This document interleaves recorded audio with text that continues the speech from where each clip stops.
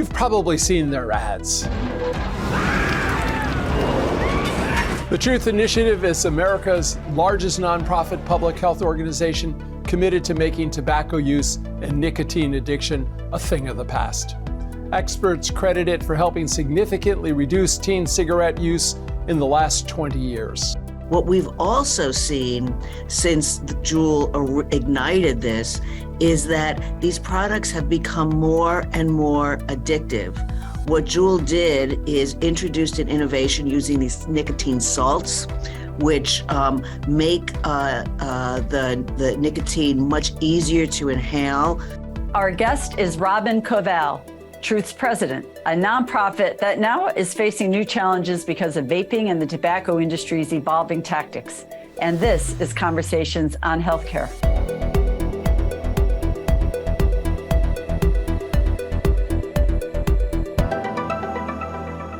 Well, welcome, Robin Koval, to Conversations on Healthcare. Thank you. It's a pleasure to be here. Yeah, you and your allies are celebrating a lot of victories right now in New York and California, and several other states reached a settlement worth nearly $500 million against e-cigarette maker Juul Labs. Our Attorney General Tong here in Connecticut led one of the investigations in multi-state negotiations as well.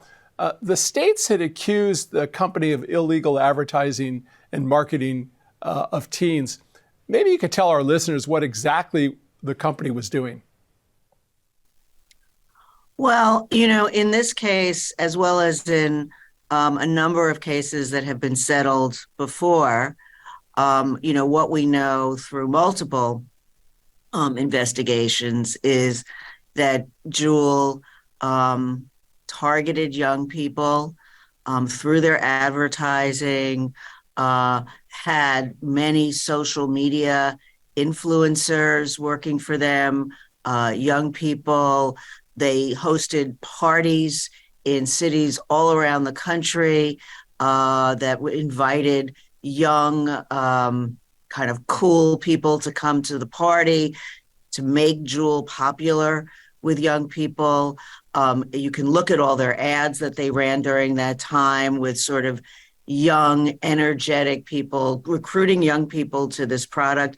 They even, in some of the findings that have come out, advertised digital ads on cartoon young people's programs, kids programs. They tried to create programs for underprivileged kids in, I believe it was Baltimore, and camp programs. So this was not just an isolated event here or there. It was a concerted effort to recruit a new generation of young people to nicotine. They were very successful, unfortunately, in that effort. They ignited what became an absolute explosion of youth e-cigarette use. And now, of course, because of their success, many, many, many other brands have entered the market, and we continue to have a youth nicotine e-cigarette crisis. We have almost 15% of high school kids who vape. 46% of the kids who vape are doing it regularly, which means they're really addicted. So 20 or more times a month. What we've also seen since Juul ignited this is that these products have become more and more addictive. What Juul did is introduced an innovation using these nicotine salts, which make the nicotine much easier to inhale. So it's not irritating. You can use a lot more of it. And now these products have more and more nicotine. Of course, they come in, and Juul was responsible for this too. They launched all these flavored products, and that has expanded as well. And the other thing that we have now is disposable vapes. So Juul was a pod system. You had to, you bought a device and then you'd plug in new pods as you use them. But now we have disposable ones, which are incredibly inexpensive. They can be loaded up with a lot of nicotine. So what happens is, with a cigarette, when you smoke a cigarette, it's a dose. right? And you know how much you're going to use, and maybe you smoke a cigarette and then you don't know do another one for hours later. And especially for kids, they live at home, they go to school, they can't smoke a cigarette in those places. But with these vapes, especially the disposable high nicotine flavored ones, you can use it sort of as much as you want, wherever you want, whenever you want. So what we see is young people getting addicted really, really quickly. Well, Robin, thank you for all of that detailed information, disturbing as it is to hear.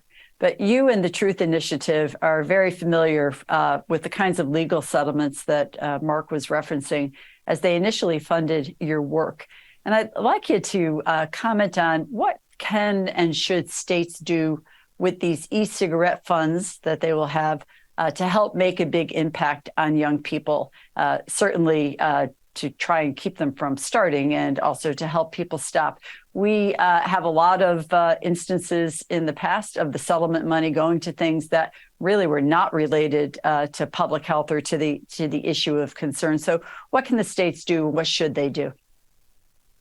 Well, what was great about these new settlements is they, most of them, and this new one certainly, are very specific that the funds need to be used for youth tobacco use abatement, which was one of, I would agree with you, one of the flaws of the master settlement. The great thing about the master settlement agreement is it created our organization, originally known as the American Legacy Foundation, now Truth Initiative. But a lot of the money went to, and still goes, because the states do get money in perpetuity. We don't. Our funds ended a long time ago in 2006, but the states still get money every year. Last year, I think, was about $8 billion. But unfortunately, that money gets used for all sorts of other things, building roads, other state budgetary uses, and do not go into tobacco prevention or cessation measures.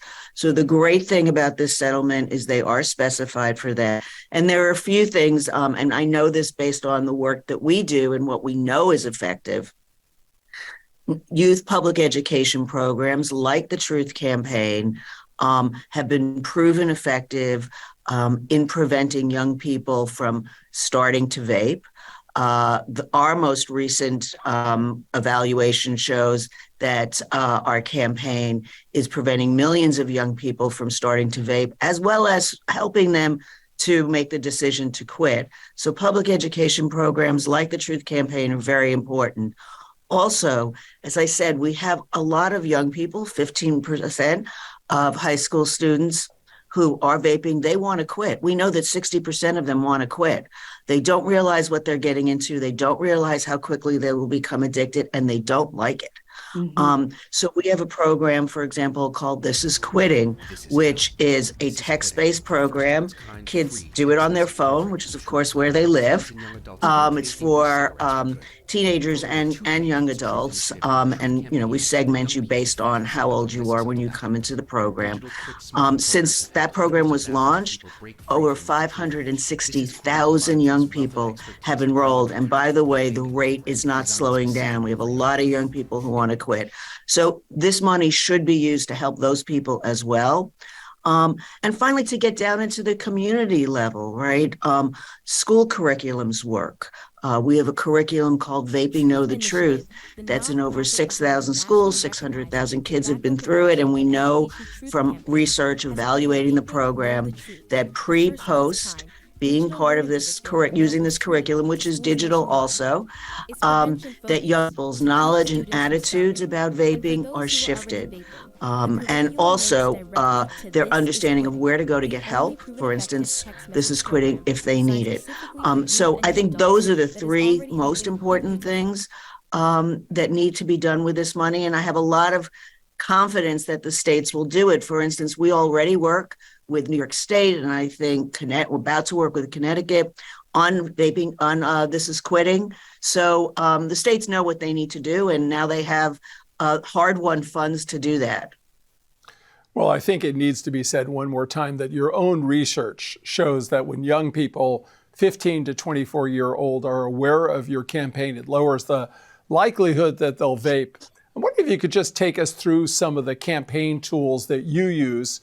And I was also fascinated as you walk through in your first answer, sort of the size and scope of what Juul has at its command in terms of the resources it puts in into the work. But tell us a little bit about your campaign as well. Sure. So the Truth campaign has been in existence since 2000. It's been proven incredibly effective. The underpinning of the campaign from the beginning through today, although there have been many iterations of it, is really founded on the idea of telling young people the truth about tobacco. Used to be cigarettes, now it's vaping, giving them the facts, and engaging them in a way that, isn't finger pointing, doesn't sound like your teacher or your parents, but really in a peer-to-peer voice, and kind of trusting young people that if you give them the facts and you do it in a way that feels engaging with them, A, they will hear you, and B, today, what's so important, so much of what we do is through social channels, digital channels, is they will share the message themselves with their peers. And we love that. So the work that we're doing right now, about, I guess, 2 years ago when we started thinking about this, you realize that, the pandemic, everything that was going on in the country was creating a mental health crisis among not just young people, but widely, but of course, a lot of it with young people. And that we know from research that nicotine actually can amplify depression, anxiety, makes stress feel worse. And here's the funny thing, or I should say the sad thing, is the tobacco industry, through years of marketing, has put disinformation out there that makes young people believe that vaping, the use of nicotine, will actually help alleviate their stress, which is in fact the exact opposite. Right. So we began a campaign in October of 21 called It's Messing With Our Heads, which is really helping young people to understand the very thing you might be using to help you cope in this very complicated world that they are in, is actually making it worse. The first thing we did is we launched a fake vape company, and we called it Depression Stick, much like a cigarette, is known in common slang as a cancer stick. The reality is a vape is literally a depression stick. So we launched this fake company to get attention and to call a vape exactly what it is. We've continued that effort with something we now call Breath of Stress Air, because again, we believe in telling the truth and calling it like it is. And every time you take a hit off a vape, you are literally getting a breath of stress air. It's been very, very successful. We also use a lot of influencers because it's not just what we say, but we like to take advantage of the fact that there are a lot of young people out there who want to share their stories and use their channels to talk to their peers. So for instance, we just did an effort with a young woman. Her name is McCall Mirabella. We found her because she actually organically, we didn't even know who she was, decided to record her quit vaping story. She came to the attention of, I think it was Good Morning America. They put her on their show. She has millions of followers. And we connected with her and said, hey, would you like to do something with us? Would you like to help others quit? And it's been an incredibly successful effort. We're doing things with other influencers now. We're just about to launch one with a gentleman named Eli Stone. So, we, of course, want to be in the culture. The other thing that we do is we really believe in telling the stories of young people who are quitting. So we have a series of real life testimonials of young people who are going through the This Is Quitting process. They sign up for the program. We record their journeys. They share that with other people to show that, yes, it's hard to quit vaping. No, I'm not going to kid around on that, but you can do it, and you seek help. both in terms of a program that we know is effective. We know that this is quitting increases your odds of being able to quit by 40% versus the control. That's from a randomized clinical trial. So if you commit to it and you use tools that help, your odds of success will go up, and you can use the experience of other people to feel not so alone in the process. You know, you're a strategic thinker, and I'm wondering, as you look at the either having dollars or knowing culture, as you think about your campaign, what's more important for you? Because you were really relating to you're relating to young people, and that campaign's important. And it sounds like you're using social media a lot. But how important is the financing for the work that you do as well? Well, I'd like to tell you social media is free. It isn't. Everything, our friends at the various social media channels, from TikTok to Snapchat, have figured out how to monetize their platform. Yep. So when I say social media, I don't necessarily mean free social media. But I think the most important thing, I mean, obviously we need money to support the things we do. Big public education campaigns, no matter what platform they are on, are very expensive. Fortunately, the funding that we've received from the MSA has allowed us to do that for a very long time. Of course, we hope that will continue. But I think more importantly is knowing how to shift culture, what we like to say we are doing. So the messages, and we craft those messages, and being close to the ground with young people and listening to them, which we do every single day, is really important. What we like to say we're trying to do really is, two big jobs. On the one hand, we want to denormalize vaping in culture, make it feel not so like everybody's doing it. And the other thing is to normalize quitting, because if you don't see people around you trying to quit, if you don't know how to do it, if you don't understand that you can be successful, then it's very hard. So denormalize vaping, normalize quitting. That's what we're trying to do in culture.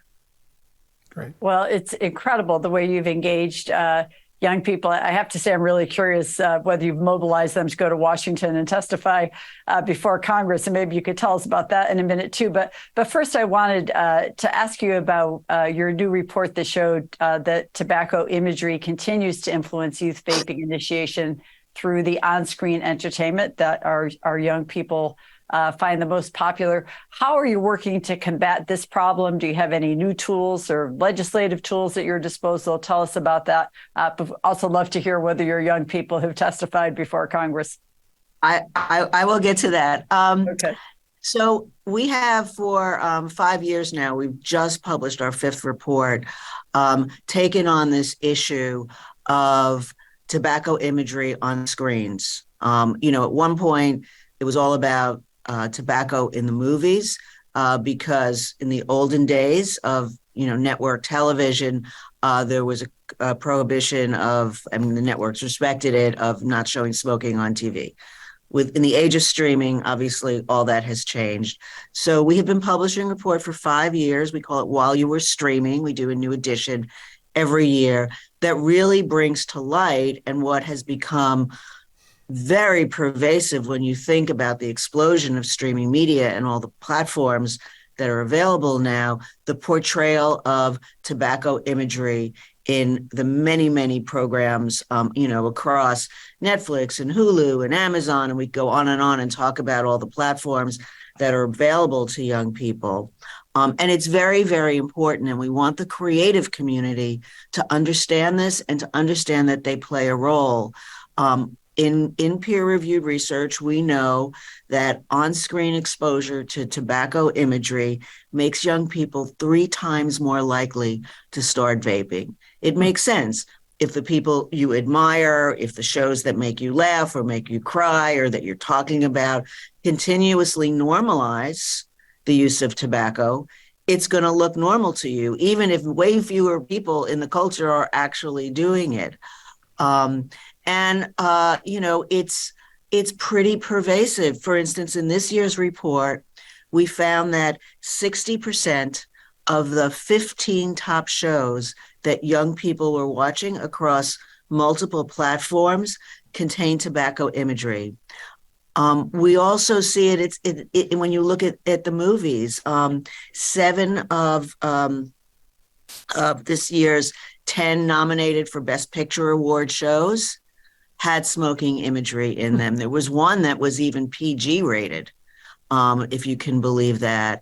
And, a lot of this imagery is in shows, as I said, the top shows for young people, and shown in ways that is very appealing to young people. So a number of these shows are animated, things like, The Simpsons and Bob's Burgers and other shows like that, which are very appealing to young people. Or even if it's not an animated show, one of the worst offenders over the years, although I will say Netflix did a little bit better this year, mostly because they didn't have a new season of Stranger Things. But Stranger Things is one of the most popular shows with young people and has been one of the worst offenders over the year. Robin, can I ask you, is industry paying for placement of the products in these shows?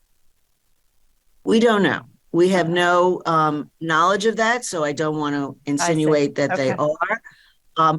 And perhaps not. I mean, we've all often said, like, don't be an unpaid spokesperson. And in fact, what a lot of the on-screen talent, as well as all the creative people, behind these shows, and of course the platforms that put them out there, is if you are not being compensated, and let's assume they're not, by the tobacco industry, you are literally becoming an unpaid spokesperson for this industry, which is, just as bad. And what I think we hope to enroll the creative community with us. One of the things we like to make very, very clear, this isn't, about prohibition or censorship, and, we believe in the freedom of artistic expression. But I think the question we would ask the creative community is, isn't there a more creative way to show, oh, here's a person who's,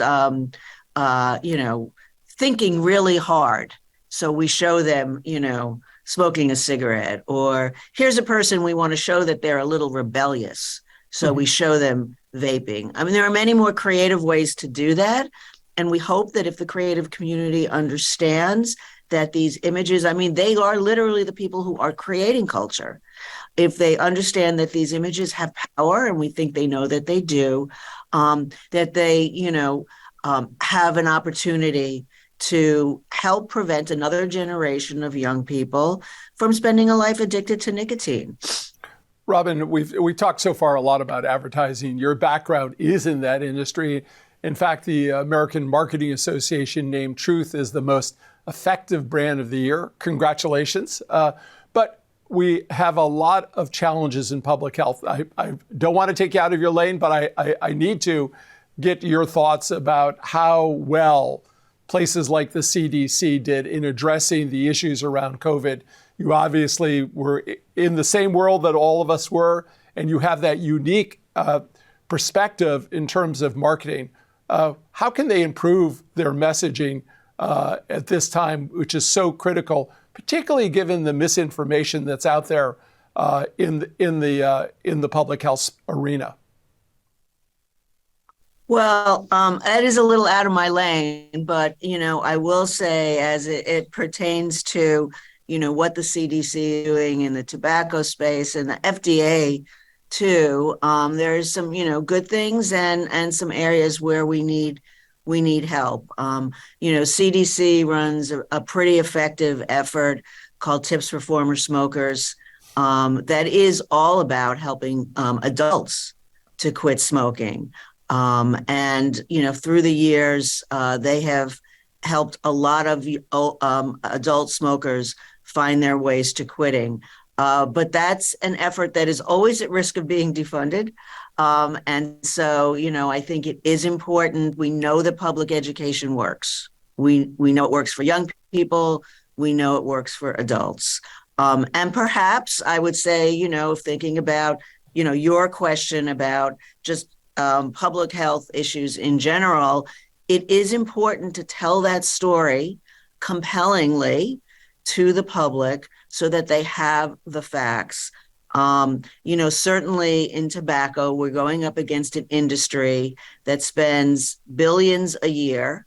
And all of us in public health, including these government campaigns, are a drop in the bucket compared to the messages of others. So that's really important. And the other thing that I would say is, we are looking for the FDA, who has authority over the regulation of tobacco, there's a lot of important things on their plate that we are really hoping that, they can move this year. For instance, right now, we're waiting for them to issue a final rule to take menthol cigarettes off the market. That is one of the most important things we can do to save people's lives.